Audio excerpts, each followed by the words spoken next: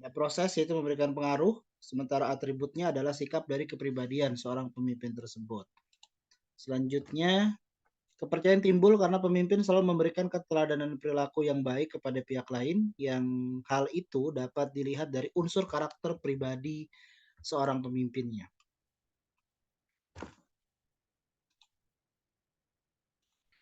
Lalu, kredibilitas kepemimpinan seperti yang sudah disampaikan sebelumnya, bahwa di situ ada yang namanya integritas, lalu ada sikap dapat dipercaya dan juga dapat diandalkan. Kemarin kita sudah panjang lebar saya menjelaskan terkait tentang apa itu kredibilitas dan apa itu integritas. Apa itu perbedaan dari kedua hal tersebut, yaitu kredibilitas dan integritas.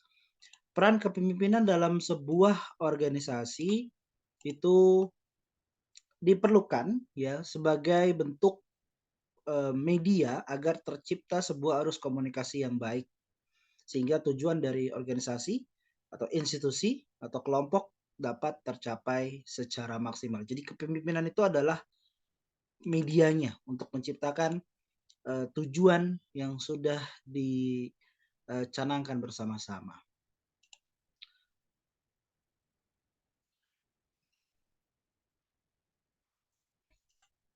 Baik, selanjutnya ada sebuah istilah disebutkan dengan yang namanya karyawan adalah aset. Jadi tidak, seorang pemimpin yang baik itu menganggap bahwa seorang karyawan itu adalah aset, bukan hanya rekan kerja, bukan hanya teman, bukan hanya bawahan gitu ya, tapi adalah aset yang bisa menguntungkan perusahaan. Artinya yang bisa memberikan eh, keuntungan bagi perusahaan, ya bisa berkontribusi secara positif bagi perusahaan pada saat dia mengerjakan sesuatu. Kekuatan seseorang pemimpin itu dilihat dari setidaknya ada 3 hal, yaitu adalah kompetensinya, yaitu kemampuannya, lalu ada pengetahuan yang luas, dan karakteristik juga karismatik yang dimiliki oleh seorang pimpinan. Selanjutnya, peran dari seorang pemimpin itu ada pemimpin yang memberikan arah, pemimpin yang sebagai pembicara, yang ketiga pemimpin yang seperti agen perubahan, dan pemimpin yang sifatnya atau perannya membina. Ya, ini silakan nanti kalau teman-teman kemarin sudah mencontohkan atau sharing pengalaman-pengalaman menjadi seorang pemimpin, silakan nanti disesuaikan kira-kira peran saya waktu jadi pemimpin tuh sebagai pemberi arah, sebagai pembicara, sebagai agen perubahan atau pembina. Pemberi arah itu yang mengarahkan, pembicara itu hanya mensosialisasikan atau menginformasikan saja gitu, tapi tidak mengarahkan, tidak menjelaskan secara detail. Yang ketiga, agen perubahan itu mengajak kepada seluruh anggota kelompok untuk berubah, sementara pembina adalah kepemimpinan atau pemimpin yang memang peduli gitu ya dari urusan-urusan, baik urusan-urusan institusi atau pekerjaan atau urusan-urusan yang sifatnya pribadi gitu ya, sebagai membina ya, lebih caring gitu ya, lebih caring sebagai seorang pemimpin kepada anggotanya. Kriteria seorang pemimpin itu ada yang didasarkan pada sebuah pengaruh, kekuasaan, wewenang, dan pengikut. Jadi seorang pemimpin itu pasti adalah seorang yang punya pengaruh. Seorang pemimpin pasti orang yang punya kekuasaan, seorang pemimpin adalah orang yang punya wewenang, dan seorang pemimpin adalah seseorang yang memiliki pengikut. Maka fungsi dari seorang pemimpin adalah di antara dua, yaitu pemberi informasi dan pemelihara kelompok. Sementara faktor-faktor yang mempengaruhi kepemimpinan tadi karakter, ya, kelompok atau orang-orang yang dipimpinnya, dan situasi tempat di mana dia memimpin.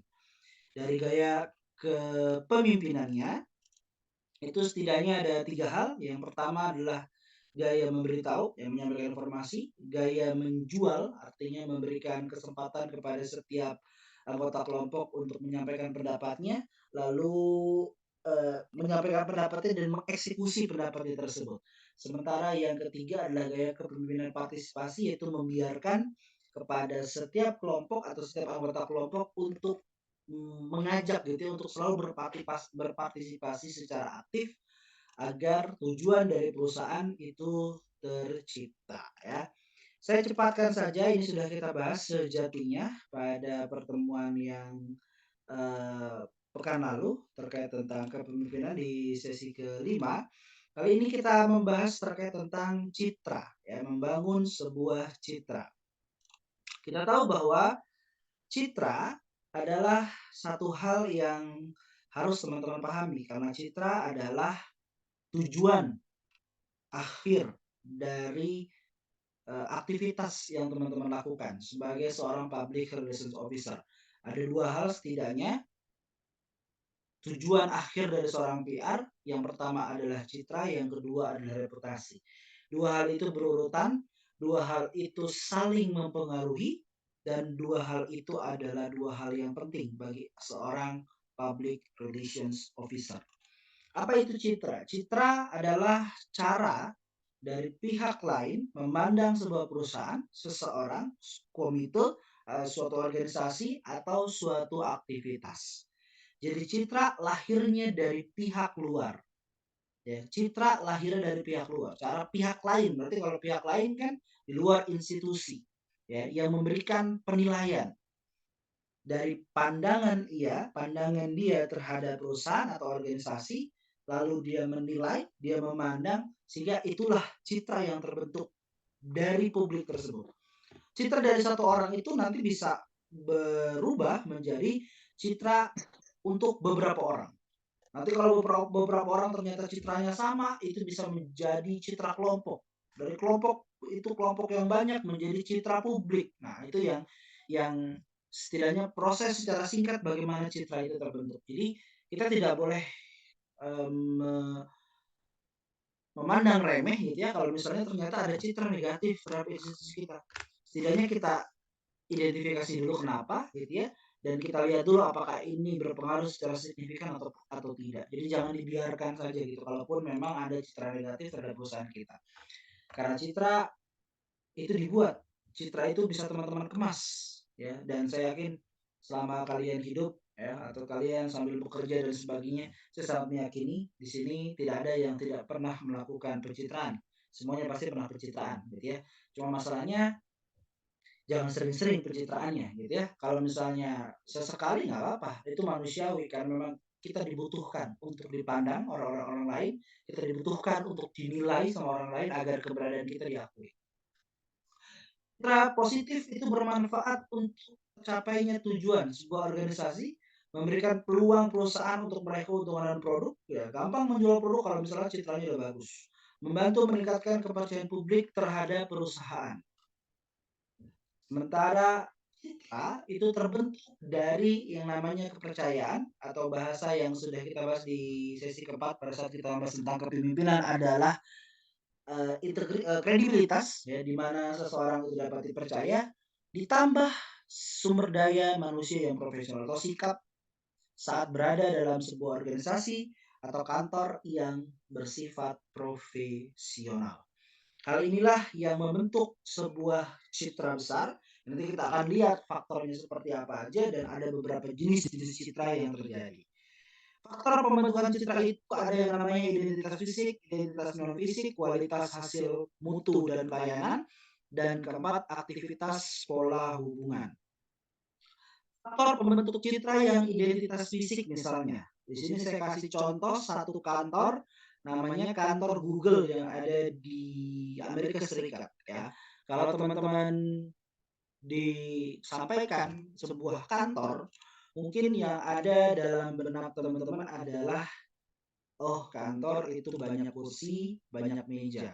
Tapi ternyata secara identitas fisik kantor Google ya kalau teman-teman nanti lihat di YouTube ya di YouTube gitu ya kantor Google itu kantor yang salah satu kantor yang ternyaman gitu ya karena sangat minim sekali kursi dan mejanya gitu ya karena bekerja itu bebas bisa di bawah sambil apa ya selonjoran bahasa bahasa Jermannya gitu ya pakai bantal-bantal yang wangi, bantal yang bersih dan sebagainya nyaman banget deh suasana dari pekerjaan atau bekerja di kantor Google tersebut.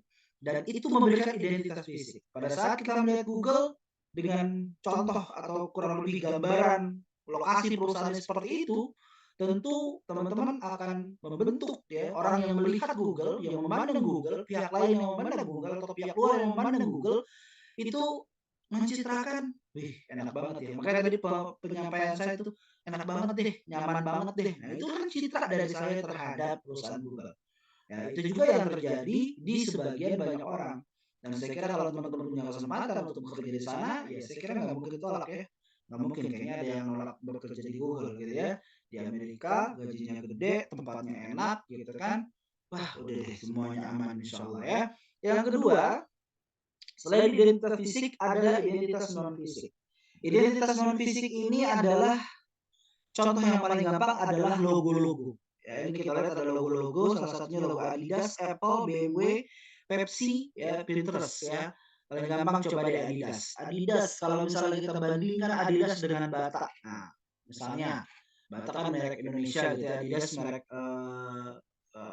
merek luar gitu ya. Walaupun dibuatnya ada di Indonesia juga pabriknya gitu ya. Adidas dibandingkan dengan Bata tentu secara citra orang akan memilih, wah Adidas yang bagus lah. Kenapa memilih Adidas? Oh, bagus, Adidas keren, Adidas itu terlihat mewah gitu ya, Adidas itu mahal, Adidas itu bisa menaikkan gengsi dan sebagainya. Sementara kalau pakai Bata ya orang nggak tahu kalau misalnya itu Bata dan sebagainya, karena kan memang dari logonya pun kalau Adidas ada logo seperti itu, kalau Bata cuma tulisan Batanya doang kalau nggak salah ya di setiap sendal atau sepatunya itu. Atau HP. Nah, kalau teman-teman dikasih pilihan Apple apa Samsung, kemungkinan besar teman-teman akan memilih Apple. Apa? Canggih. Nah, itu citra gitu. Ya, keren. Itu citra tuh dari kita terhadap perusahaan Apple Incorporate. Ya begitu juga mobil BMW misalnya. Ya, BMW dibandingkan dengan, mohon maaf ya, kalau misalnya teman-teman ada yang punya misalnya eh Karimun misalnya atau Agya atau Ayla gitu kan dan sebagainya. Tentu value dari seseorang atau dari orang tersebut melihat produk tersebut itu agak sedikit berbeda di antara keduanya. Tentu akan lebih tinggi value-nya, yaitu value dari apa mobil BMW daripada mobil-mobil Agya atau misalnya Karimun gitu dan sebagainya gitu ya. Punten saya menyebutkan merek ya teman-teman. Oke, sebentar ini ada yang bergabung. Oke, silakan masuk. Oke, lanjut. Lanjut lagi ya. Oke, jenis-jenis citra organisasi.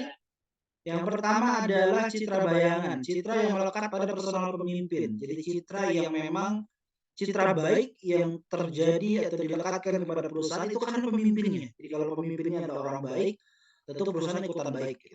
Itu citra bayangan namanya. Yang kedua adalah citra berlaku. Citra dari pihak luar perusahaan yang terbentuk berdasarkan pengalaman dan pengetahuannya. Nah, ini yang kita kejar. Citra berlaku memang citra yang berdasarkan pengalaman dan pengetahuan dari publik terhadap perusahaan kita. Yang ketiga citra harapan, yaitu citra yang dibentuk karena publik belum memiliki informasi yang cukup terkait tentang perusahaan. Jadi kita mengharapkan, misalnya contohnya apa? Mie Lemonilo, ya. Mie ya identik dengan makanan yang kurang sehat, tapi Lemonilo mengklaim membuat sebuah citra harapan bahwa ini adalah mie sehat. Nah, itu contoh dari citra harapan. Yang keempat, ada citra perusahaan. Citra yang berdasarkan pada aktivitas yang melekat pada perusahaan. Ya, aktivitasnya. Misalnya, kalau misalnya saya sebutkan Coca-Cola sama teh botol sosro, ya teman-teman pasti bisa membedakan. Kalau Coca-Cola identik dengan olahraga, Pak. Keren tuh, karena dia sering menjadi sponsor olahraga. Kalau misalnya teh botol sosro, ya itu yang sering ada di mie ayam Pak gitu ya, sering jadi spanduk dan sebagainya, spanduknya ada, minumannya juga tentu ada gitu ya, yaitu minuman-minuman merakyat lah gitu. Karena kayaknya kita belum pernah lihat ya ada teh botol sosro mensponsori event-event internasional misalnya seperti Coca-Cola, ya itu citra perusahaan, citra yang melekat pada aktivitas dari perusahaan tersebut ya. Yang terakhir ada citra majemuk, yaitu pelengkap citra perusahaan dengan menampilkan visualisasi perusahaan yang menarik. Jadi citra ini terbentuk bukan hanya dari aktivitasnya saja, tapi juga dari visualisasinya. Contohnya misalnya Google deh tadi ya, lengkap ya ini disebut citra majemuk, citra yang banyak indikatornya, ya terjadinya sebuah citra yang positif itu karena ada beberapa hal. Dari segi identitas fisiknya ada, dari segi identitas non fisiknya pun ada. Misalnya kalau misalnya Google, ya itu Google kita tahu lah, itu salah satu perusahaan yang bonafit. Lalu yang kedua, ya karena memang perusahaan itu kalau misalnya kita kerja di sana tuh nyaman dan sebagainya. Nah, itu kan dua indikator yang membuat sebuah penilaian positif terhadap citra dari Google, kantor Google itu sendiri. Selanjutnya ini adalah gambaran sederhana dari proses pembentukan citra dari ada stimulus, persepsi yang di dalamnya ada kognisi dan motivasi sehingga membentuk sikap dan sikap tersebut menjadi sebuah respon atau perilaku yang terjadi. Dalam aktivitas kemasan yang harus diingat adalah citra dan reputasi merupakan aset yang penting bagi setiap perusahaan, organisasi maupun instansi pemerintahan. Citra dan reputasi tidak terbentuk dengan sendirinya, tetapi citra positif tumbuh karena adanya upaya terencana yang disengaja untuk menciptakannya, gitu ya. Jadi sekali lagi citra dan reputasi adalah aset penting. Citra tidak terbentuk dengan sendirinya, tapi citra itu dibuat sehingga citra tersebut tumbuh, ya, dibuat secara terencana dan disengaja, gitu ya. Makanya tulisannya dibuat secara terencana dan disengaja dalam menciptakannya. Selanjutnya, makanya citra itu harus dikelola, harus dijaga, dan harus dipelihara. Kalau teman-teman sudah punya atau sudah berada di sebuah perusahaan yang citranya udah bagus, ingatkan perusahaan untuk selalu mengelola citra tersebut, menjaga citra tersebut, memelihara citra tersebut. Karena kalau misalnya sudah jatuh, sulit lagi untuk membangunnya. Itu apalagi kalau misalnya jatuhnya karena kasus-kasus tertentu misalnya dan sebagainya. Nanti kita lihat dari contoh-contoh. Selanjutnya ada citra, ya tadi ini udah. Sorry. Nah, aktivitas humas dalam menciptakan citra dan reputasi bisa dilihat dari dua aspek, itu internal maupun eksternal. Internalnya adalah sense of belonging, rasa saling memiliki. Kita memberikan tekanan atau memberikan pengingat gitu ya kepada teman-teman di internal perusahaan untuk memiliki sense of belonging terhadap perusahaan, rasa memiliki yang besar terhadap perusahaan. Yang kedua adalah sense of responsibility, rasa bertanggung jawab terhadap pekerjaan-pekerjaan, tugas-tugas, dan fungsi-fungsi yang telah diberikan kepada masing-masing publik internal perusahaan tersebut. Jadi dari segi internal, aktivitas humasnya menciptakan sense of belonging dan sense of responsibility. Yang kedua, dari secara eksternal, itu ada yang namanya government relations, ya, berhubungan dengan pemerintah secara efektif. Press relations berhubungan dengan teman-teman media secara maksimal. Ya, customer relations melayani ya pembeli pelanggan gitu ya secara masif, dan community relations yaitu menjalin hubungan dengan teman-teman komunitas secara intensif, ya itu beberapa hal yang bisa terjadi pada saat seorang humas itulah beberapa aktivitas ya seorang humas untuk menciptakan sebuah citra dan reputasi. Terakhir di sini, jika hubungan organisasi atau perusahaan dari dalam publik internal dan eksternal berjalan dengan baik, maka perusahaan atau organisasi akan mendapatkan citra dan reputasi yang menguntungkan.